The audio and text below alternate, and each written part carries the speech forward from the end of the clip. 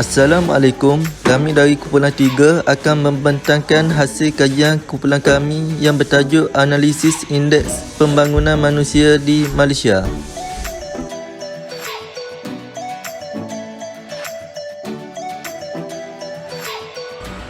Kumpulan kami terdiri daripada 6 orang ahli. Yang pertama, Nik Nur Syamirah binti Sulaiman. Yang kedua, Nurul Ashikin binti Idris. Yang ketiga, Nurul Amalin Fahana binti Kamaruzaman. Yang keempat, Nurul Aina Nadia binti Muhammad Rizwan. Yang kelima, Nadia Suhaila binti Husami. Dan yang keenam, Muhammad Akmal bin Syarari. Indeks Pembangunan Manusia adalah indeks sempadan kemampuan dasar pembangunan manusia yang dibangunkan berdasarkan 3 elemen iaitu kehidupan lama dan sihat, pengetahuan atau pendidikan, mencapai taraf hidup yang memuaskan. Berkaitan dengan perkhidmatan sosial pula, indeks memainkan peranan penting dalam menilai dasar dan menilai kecekapan pemerintah. Indeks Pembangunan Manusia, Human Development Index atau ringkasnya lebih dikenali sebagai HDI telah mula diperkenal dan digunakan oleh United Nations Development Programme UNDP pada tahun 1990. Penggunaan HDI ini mula mendapat perhatian dunia terutamanya di negara-negara yang membangun.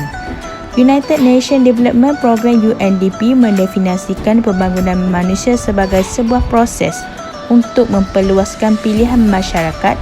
Sebagai contohnya, masyarakat mempunyai pilihan untuk berumur panjang dan kekal sihat, mendapatkan pendidikan yang mencukupi bagi mengurangkan kadar buta huruf dan menikmati standard hidup yang lebih baik. HDI dapat dibahagikan kepada 3 bahagian iaitu HDI rendah antara 0 hingga 0.5, HDI sederhana antara 0.51 hingga 0.79 dan HDI tinggi antara 0.8 hingga 1.0. HDI juga merupakan yang paling sesuai digunakan untuk mendapatkan suatu petunjuk pembangunan berbanding dengan KNK per kapita. Kerana petunjuk KNK per kapita hanya mengambil kira faktor pendapatan sahaja, tetapi tidak memasukkan faktor sosial dan kebajikan manusia dalam pengiraannya. Justru itu, ianya tidak mampu mengukur pembangunan sosioekonomi sesebuah negara tersebut. Seterusnya, HDI bukan tertumpu kepada ekonomi sahaja, akan tetapi asas utama HDI ini adalah untuk mengoptimumkan kesejahteraan seseorang individu di sesebuah negara. Ulhaq merupakan pengasas HDI menyatakan seseorang individu mempunyai pilihan dalam kehidupan mereka demi kelangsungan hidup. Dalam laporan yang dikeluarkan UNDP, Malaysia menduduki tangga ke-62 daripada 188 buah negara pada tahun 2014. Dalam kalangan negara ASEAN, Malaysia menduduki tangga ketiga terbaik selepas Singapura dan Brunei, yang mencatatkan skor tinggi 0.804 pada tahun 2018. Seterusnya, trend HDI Malaysia telah meningkat sebanyak 24.9% dari tahun 1990 hingga tahun 2018. Peningkatan ini disebabkan oleh dalam tempoh yang sama, jangka hayat penduduk Malaysia juga meningkat sebanyak 5.1 tahun iaitu daripada 70.9 tahun kepada 76 tahun. Pendapatan negara kasar PNK per kapita Malaysia juga meningkat kira-kira 167.6% antara tahun 1990 dan tahun 2018. Ia disebabkan purata jangka hayat yang bertambah baik pada 76.0 berbanding 75.8 pada tahun 2017 dan pendapatan negara kasar per kapita pada pariti kuasa beli PPP $27227 berbanding PPP sebanyak $26555 pada tahun 2017. Antara lainnya, jangka hayat Malaysia ketika tahun persekolahan meningkat sebanyak 3.6 tahun dan jangka persekolahan meningkat sebanyak 3.7 tahun.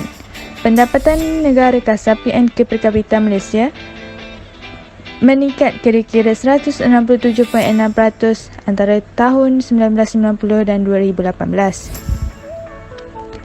Hanya 2 negara ASEAN lain yang berada dalam kategori pembangunan manusia yang sama seperti Malaysia, iaitu Singapura dan Brunei. 5 negara utama ranking HDI global adalah Norway 0.954, Switzerland 0.946, Ireland 0.942, Jerman 0.939 dan juga Hong Kong 0.939. Itu sahaja daripada saya. Terima kasih. Indeks pembangunan manusia diukur melalui beberapa aspek, iaitu jangkaan untuk hidup, kadar celik huruf orang dewasa, kadar enrolment pendidikan peringkat rendah, sekunder dan tertiari dan juga pendapatan per kapita atau GNI per kapita. Aspek pertama iaitu jangkaan untuk hidup. Ianya berkaitan dengan kualiti kesihatan. Jangka hidup baik berkait langsung dengan tahap kesihatan sesebuah negara. Ini bermakna apabila jangka hidup baik sesebuah negara tinggi, tahap kesihatan juga tinggi dan ini secara langsung akan memberi indeks pembangunan manusia yang tinggi. Di Malaysia, Kementerian Kesihatan Malaysia bertanggungjawab untuk menguruskan hal-hal berkaitan dengan kesihatan rakyat.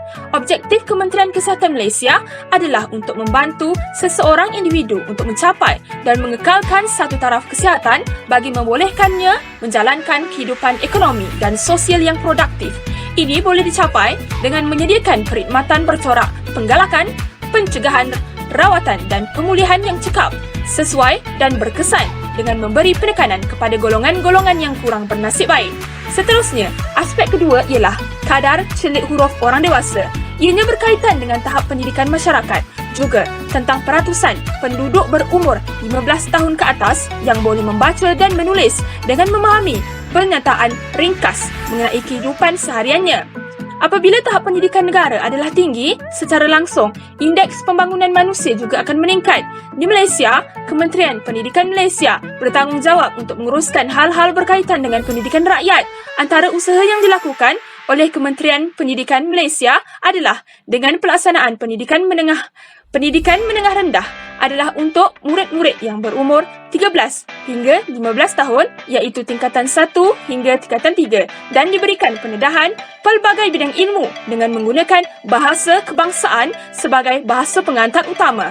Pendidikan menengah atas disediakan kepada murid-murid berumur 16 hingga 17 tahun iaitu tingkatan 4 hingga tingkatan 5 menjurus kepada aliran sastra, sains, agama, teknik, vokasional dan kemahiran termasuk menyediakan murid-murid untuk melanjutkan pelajaran ke peringkat pendidikan tinggi atau alam pekerjaan.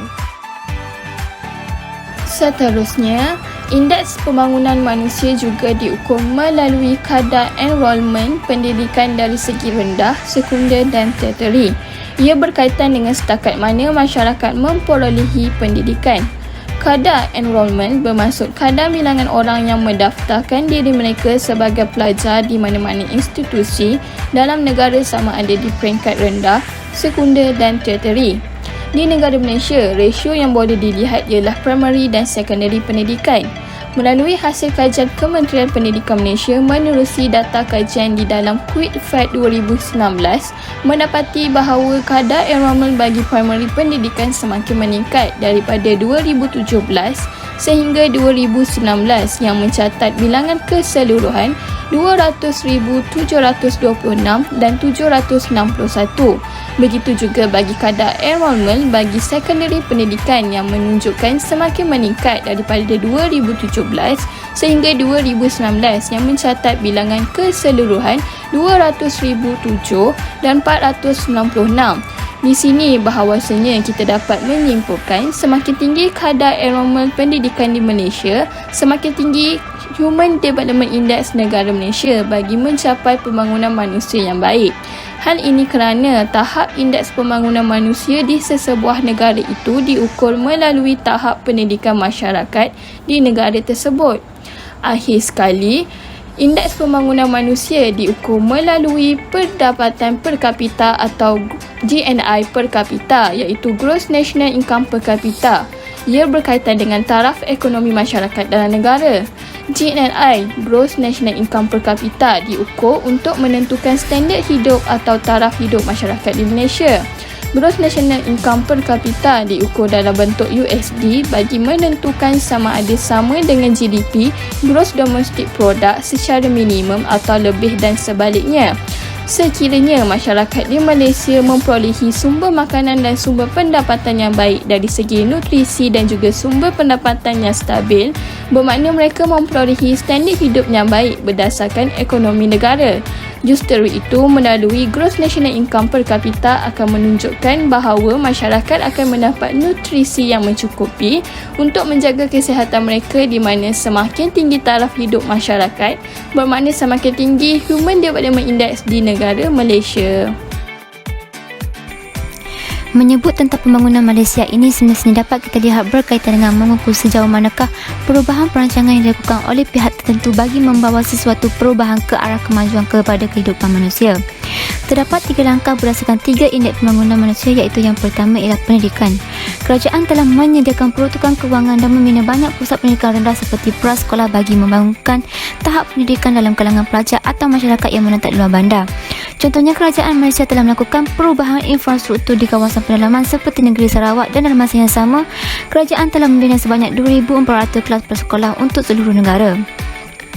Penyediaan pendidikan yang baik dapat mempengaruhi tahap pendidikan masyarakat daripada rendah hingga ke tahap tinggi, dan dalam masa yang sama boleh menilai sejauh manakah masyarakat mendapat pendidikan. Yang kedua pula ialah kesihatan atau penjangka hayat. Kerajaan komited bagi mencapai akses sejagat masyarakat luar bandar dengan menambah baik sistem penyampaian outcome kesihatan yang lebih dan memperluas kapasiti bagi meningkatkan akses kepada perkhidmatan penjagaan kesihatan. Dalam perkara ini, kerajaan akan bertindak mengkaji semula berkaitan dengan kesihatan dengan mengembangkan proses kerja bagi meningkatkan keberkesanan. Pendidikan kesihatan ini seperti penyediaan alat-alat perubahan yang mencukupi dan perkhidmatan yang mempunyai kecukupan yang baik. Dalam masa yang sama, kerajaan juga telah menaikkan taraf kemudahan dan aset penjagaan kesihatan yang sedia ada bagi memenuhi keperluan masyarakat. Ini kerana indeks pembangunan manusia yang merangkumi jangkaan hidup lebih panjang adalah dipengaruhi oleh ukuran tahap atau kualiti kesihatan masyarakat. Yang ketiga ialah pendapatan per kapita. Kerajaan bertindak dengan membasmi kemiskinan dengan membanyakkan peluang-peluang pekerjaan kepada semua masyarakat sama ada di bandar ataupun luar bandar. Melalui langkah ini, kerana kerajaan meninggikan daya pengeluaran dan taraf kehidupan golongan masyarakat yang miskin dengan membentuk proses memodalkan kawasan luar bandar. Dalam masa yang sama, kerajaan juga membentuk masyarakat perdagangan dan perindustrian dalam kalangan masyarakat supaya dapat membentuk 30% ekonomi. Contohnya, kerajaan telah membuka industri kecil dan sederhana IKS bagi meningkatkan pendapatan penduduk.